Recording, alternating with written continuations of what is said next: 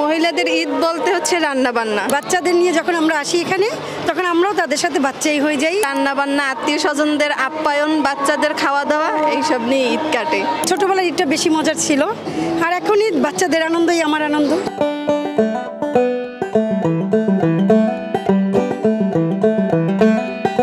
ঈদে আসলে কি কি করলেন এবং আজকে শিশু মেলায় এসে কি কি দেখলেন বা করলেন? ঈদে এখন মহিলাদের ঈদ বলতে হচ্ছে রান্না বান্না, এর বাইরে তো আর ঈদ নেই। ঈদের পরে ঘুরতে যাওয়া হয় না কোনো জায়গায়, এই প্রথম আসলাম শিশু মেলায়।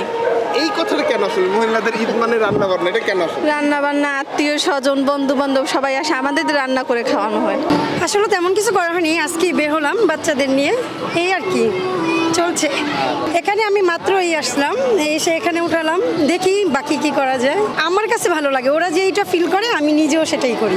আনন্দটা একদম বাচ্চার আর আমার সমান সমান হয়। সারা বছরই রান্না বান্নার কাজেই ব্যস্ত থাকি। ঈদ বলতে মানে অন্যরকম অন্য কোনো কিছুই বুঝি না, বুঝি রান্না বান্না, আত্মীয় স্বজনদের আপ্যায়ন, বাচ্চাদের খাওয়া দাওয়া, এইসব নিয়ে ঈদ কাটে। অনেক দিন আগে আসছিলাম, তো এখন ভাবলাম যেহেতু মানে ধারে কোথাও মানে যাই, তো ভাবলাম যেহেতু এইটা যেহেতু ধারে আছে তো এখানেই আসি, তো এখানে আসলাম আজকে ঘুরতে। বাচ্চাদের নিয়ে যখন আমরা আসি এখানে তখন আমরাও তাদের সাথে বাচ্চাই হয়ে যাই। ওই আনন্দটা বাচ্চাদের সাথে সমান সমান করেই নিই।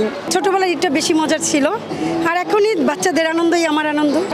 ঈদের পরেই প্রথম আসলাম ঘুরতে কোনো জায়গায়। বিয়ের আগে ধরেন সাজগোজ ছিল, রান্না বান্না ছিল, মা রান্না বান্না করে খাওয়াইতো, ওই সময় কোনো কাজবাজ ছিল না। কিন্তু এখন সব নিজের কাঁধেই সব দায়িত্ব, যত রান্না বান্না, যত আপ্যায়ন, আত্মীয় স্বজনদের সব তো নিজেরই করতে হয়।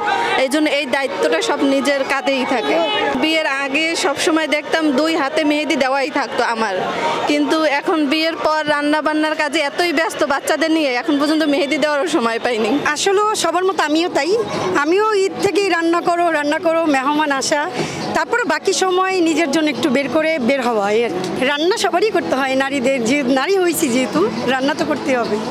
ঈদে এবার হচ্ছে কিছুই করা হয়নি, যেহেতু কোরবানির ঈদ, গ্রামে যাওয়া হয়নি। প্রতিবার হচ্ছে গ্রামে যাইতাম, এবার হচ্ছে গ্রামে যাইনি, তাই ভাবলাম হচ্ছে বাবুকে নিয়ে একটু ঘুরে আসি। তো এইটা হচ্ছে কাছে, তাই এখানে চলে আসলাম। আর এগুলো হচ্ছে আমার বোনের মেয়ে, ওদেরকে নিয়ে চলে আসলাম। কেন জানি হচ্ছে মানে ওদের সাথে আমরা হচ্ছে ঈদের সময় মনে হয় শিশু হয়ে যাই, কারণ আমাদেরও হচ্ছে ঘুরতে ভালো লাগে, তাই হচ্ছে বাবুকে নিয়ে চলে আসলাম। ঈদের দিন হচ্ছে কোথাও বের হইতে পারি নাই। কোরবানি যেহেতু কোরবানির ঈদ, যেহেতু ঘরের বউ রান্নাবান্না তো করতেই হবে, তাই হচ্ছে রান্নাবান্না করে কালকে হচ্ছে কিছু মেহমান ছিল, এই কারণে বের হতে পারিনি। আজকে যেহেতু ঈদের 3য় দিন, তো আজকে ভাবলাম যে একটু ঘুরতে বের হই।